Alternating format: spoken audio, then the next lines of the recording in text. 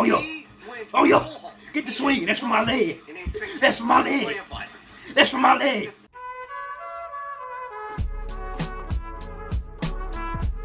What's up with it? What's up with it, man? It's the Bronco with the Frog coming at you with another reaction video. Hey, man, Happy New Year's to everybody out there. It's 2022. Hey, make this year yours. You at home watching, I'm looking at you. Look me dead in my eyes, bro. This is your goddamn year. There is no reason that you shouldn't do all the goals that you set out to do this year, man.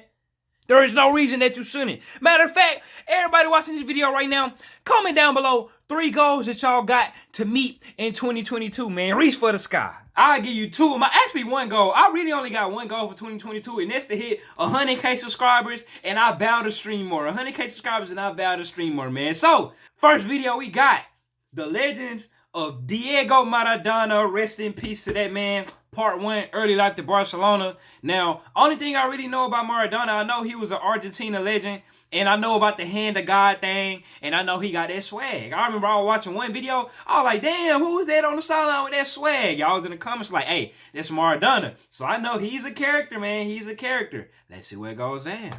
Hey, shout out BM Honest, the dude who made this video. Diego Maradona. To fully understand who Diego Maradona was, a legend. you have to understand that he was a legend. 2 personas. First, there was Diego, and then there was Maradona. Diego, okay, was a shy, humble boy. Diego, little bro. Maradona, that's the persona. And then there was Maradona. Hey, look at that! Look, you see that? You see that on that cheek? Hey, hey, what Bad Bunny say? Playa. Nah, it's not a play. He ain't no player. That man is a playa. That's that swag, man. Look at that earring. I wish I had my stuff studded out like that. Ooh. In order to survive and fight his way out of poverty. And of course, most Hey, hold on. I'm sorry. Whoa. Is that Bilbao? Is that Bilbao? See, I can't be on Maradona's side right here, man. You already know I pay homage to them Bilbao boys, man. Hey, damn, they on her slugging it out. And fight his way out of poverty. And of course, most of us know. Damn, that bitch slugging. I like it. All right. A pocket dynamo. He was a player. Damn, he's small. Brilliance, anger, and cocaine. And I mean literally, he was cocaine. When he played. We'll get more into that later. And I think most of us, especially the younger crowd, did he just say he was high when he played? Life personality. It was all I ever knew of him. Just a wild dude who was making headlines, even after cocaine, and often for not the most wholesome reasons. I seen that. But what we don't see enough is his charitable side, his compassionate side. We hear way too much about Maradona, and honestly, not enough about Diego. About Diego. Poor dark. Let's learn about Diego. He was an underdog and counted out his entire life. This small, shy child who never had physical advantage in his whole life would eventually go on to put. Shout out to the short kings out there, man. We on top. Who is Diego Maradona? Honestly, it depends on who you ask. To the English, he was a villain and a thief. To the people of Argentina, the city of Napoli, he will forever be a patron saint, a savior. What he do to England? For those people who've just been shit on their whole entire lives, he was their champion. And a perfect metaphor to sum him up. They go to hand to God.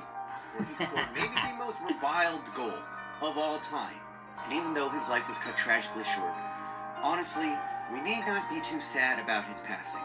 Because Maradona lived more in his short time on Earth than many of us could ever dream. So hey, nah, for real. I'll tell you about the legend. Nah, for real. Maradona. Alright, so here for a great time, not a long time. You need to understand where he came from. Diego Armando Maradona was born October 30th, 1960 in Villa Fiorito, the poorest slum in Buenos Aires, the capital of Argentina. Many people. A lot of the great footballers come from slums, bro. Like Neymar. I don't know if Cristiano came from the slums. I think Cristiano came from the slums too. No access to drinking water. Raw sewage ran through the streets. It was drug infested. And of course, you know, this is the 60s in Argentina. They were looked down upon for being poor. But even beyond that, Diego and his family were looked down upon because of the color of their skin. How do I put this? Argentina has kind of like a variant of racism where they look down on people who have more native or indigenous characteristics. Oh, so he native. Diego and his family, they had darker skin than the normal population. So people in Argentina would refer to Diego as a little black boy. Oh, bro, come on. That's why I was kind of confused. I say, color they skin. He don't look black to me.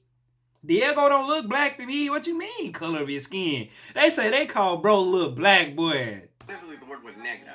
Diego Negra. would often refer to himself as a little black boy from Fiorito. But the term negra in Argentina evolved to be kind of more of a general derogatory term that would encompass both class as well as race. Oh, so that's like the Argentina version of nigga. They was calling him a nigga, basically. Basically, racism and classism did like the DVD. They called him the little nigga. We would get this story. And all the above that I've talked about, big yikes. That's what Diego was born into. All of this would be on his shoulders just from the place he was born and the color of his skin. His parents were extremely hardworking. His father famously was a manual laborer who would wake up at 4 a.m. every morning and go to work in the factory, often coming home in the dead of night, completely exhausted and passing out right in front of Diego. His mother stayed home and educated him and his 7 other siblings. Often growing up, there wouldn't even be enough to eat. His mother would often fake sickness and actually not eat so that her children could have. Oh man, now, shout out to her. Was not what you might expect as a child. Shout out to Mama Maradona. In fact, by all accounts, he was shy and withdrawn. A complete mama's boy. But that would all begin to change when their family saved up to buy him a football at the age of 3. The greatest investment. From that young age and into adulthood, Diego would find solace on the pitch. Away from all the crime, away from the racism. When he was playing football, he would say all the stress, all the problems of the world, they would go away. And football would be his escape in many more ways than one. Because Diego took to football like a duck to water. By the age of... The fact that they really be having footage of all these old-ass legendary players playing football, bro. What are the odds? He was making waves. Diego would join Los Cebollitas, the youth team of Argentinos Juniors, one of the biggest clubs in all of Argentina. And man, did he kick ass. He led Los Cebollitas to an incredible 136-game unbeaten streak. Damn! He was a prodigy. And this did not make a lot of other parents happy, especially the parents from the richer parts of town. Now, what you need to understand was, he was a lot more muscular than the kids his age, but at the same time, he was still quite short. This brought on accusations that he was older than what he claimed. Other parents accused him of being an adult with dwarfism. His mother actually had to produce proof of his birth date. Bro, they really firing his ass up. They say he looked like... That boy said he was a grown man, but that man had dwarfism. Why they gotta hate on him, man? If he had money, they wouldn't be hating like this. If he had that guap, they would not be hating on Maradona like that, man. That goddamn classism, boy. And when all that didn't happens every country. His parents resorted to calling him slurs, referring to him as a dirty black boy, insulting him and his parents' indigenous blood. There would even be outright claims to just kill him, but Diego... What? So, hey, y'all Argentina's different, man. I ain't know y'all got down like that in Argentina, bro. He'd take all that and use it as fuel. He knew. Kill him? At the age of 3, that football would be his ticket out of the slums for him and his family. And that immense... Just because he teamed up on your son on a football pitch? The persona we all know and love. Maradona. The brash, impetuous, relentlessly confident persona he created. It's all in a hurry. Look at that fro. Fro boy. To make his dreams come true. Fro boy. He later said in his life that he knows that everybody likes Diego. But if he never created Maradona, then he and his family would have never left Fiorito. And during this time, he and his father would trek sometimes for hours across town in order for him to get to training. But through all of this, the countless hours, the hard work, all the abuse, it would all be worth it. Because by the age of 16, he was earmarked as the greatest prodigy Argentina had ever seen. He finally graduated to the senior team, Argentinos Juniors, and was signed to his first professional contract before the age of 16, in fact. And he displayed enough talent that the team actually ended up moving him and his entire family out of Fiorito and to a nice apartment 10 minutes away from the stadium. And that's all because of that investment when they gave little bro that soccer ball, that football, when he was 3 years old. Diego and his family were finally out of the slums. And soon he would become a star for one of the best professional clubs Napoli. In the capital city of Argentina, because he was prodigious. Maradona was the youngest player ever to make his debut in the professional ranks of Argentina, scoring his first goal before he ever turned 16. And from that point on, he never looked back. 15 years old, bro. 15. This like a sophomore in high school. His first professional match, he was quoted as saying, "I felt like I could lift up the sky with my hands." And that wouldn't be the last time he did something with his hands. But more on that later. This dude kicked massive ass for Argentinos Juniors, scoring an absurd 115 goals in 117 appearances. And a fun side note in what could have been in world football history, apparently when he was 17 years of age, Sheffield United negotiated a fee to bring him over to England for £600,000. But the transfer didn't go through because Sheffield United couldn't afford it. Damn. Boys. But his time in Argentina Junior would obviously bring about the big boys of Argentina. And on came Boca Juniors. They snatched the diminutive Diego up for a then seemingly absurd price of £1 million. They were so desperate to grab him that they actually got him midway into the season of 1981. A goddamn meal? Next season.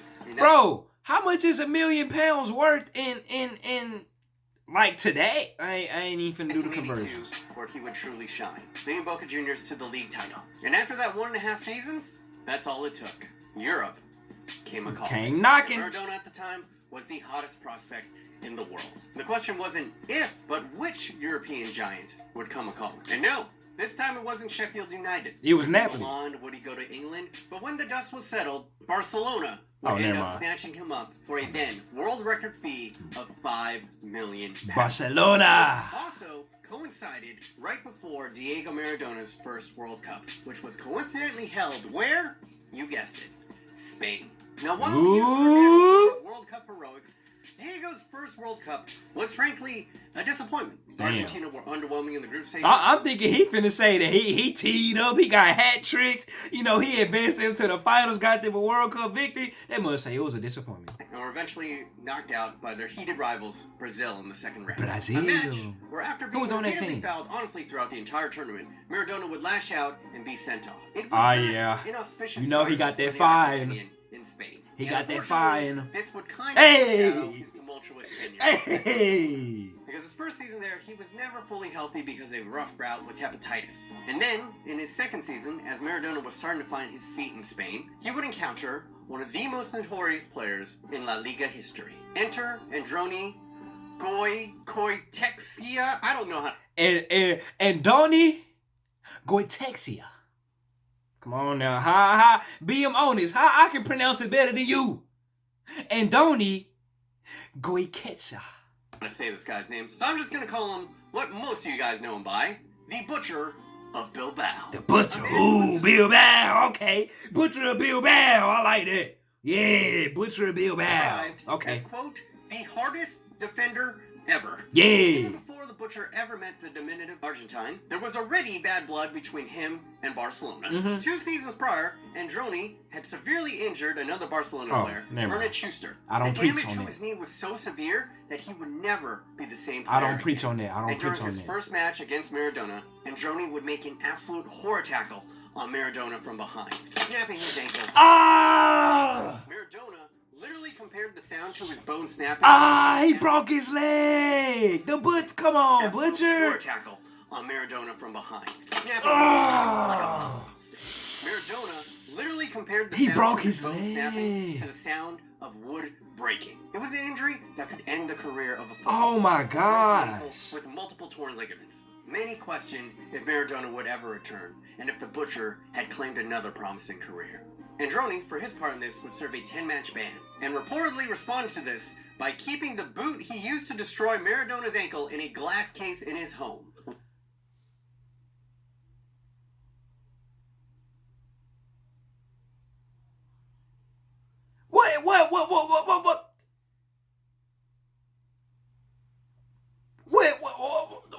What's wrong with him?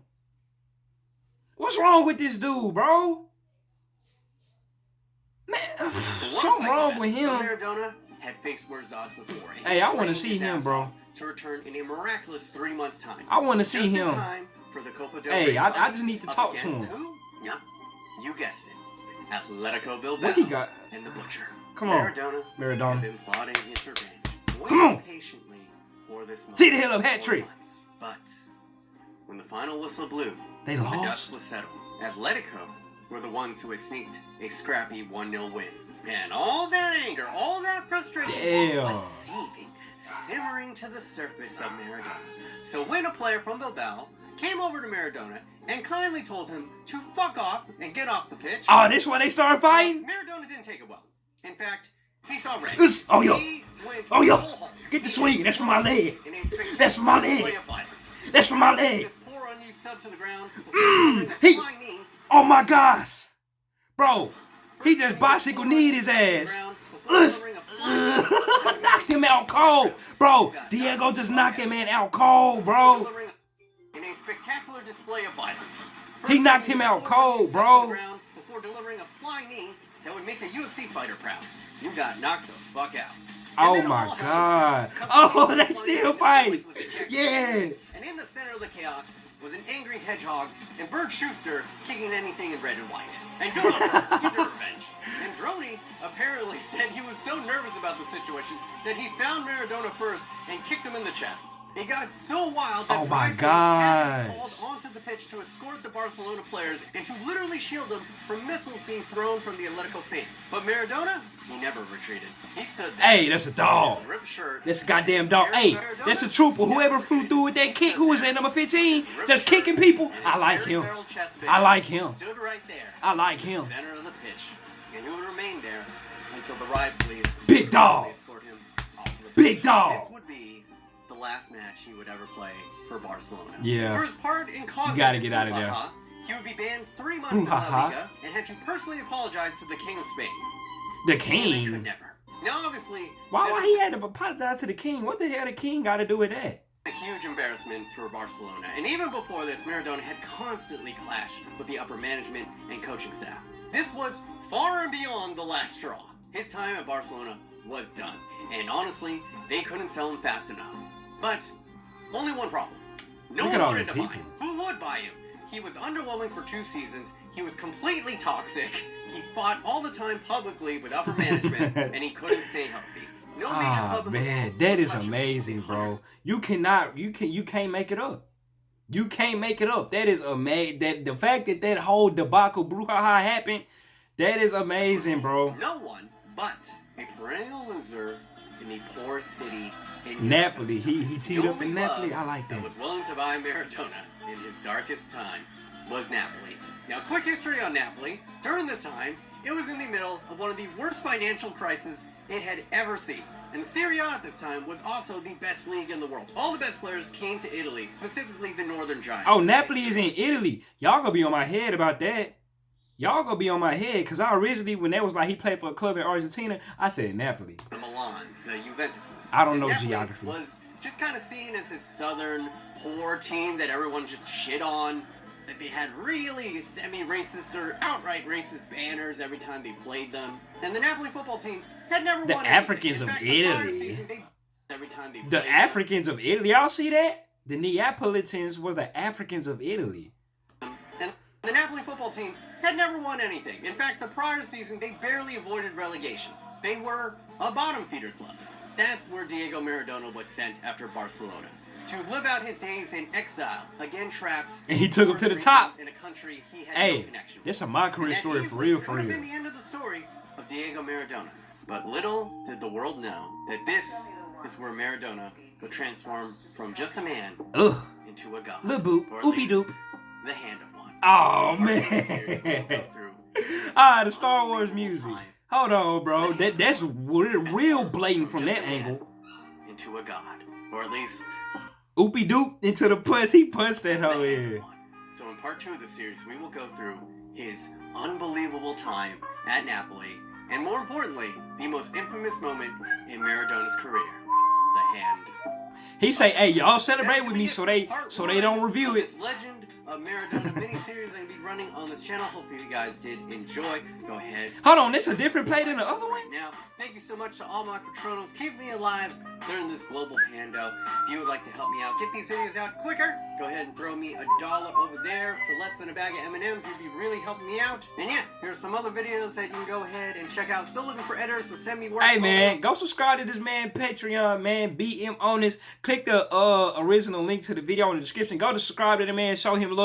And I'ma watch part 2. I'm waiting for part 2, bro. Ooh, hey Maradona, bro. This just early life and it's already like, damn, bro, really? Like, bro broke his leg. He came back with that vengeance. They lost the game. He said, shoot, we lost, but I'm finna win something else. You get what I'm saying, bro? Damn. Rest in peace to that man, bro. Hey, 2022, y'all have a great year. I'm out.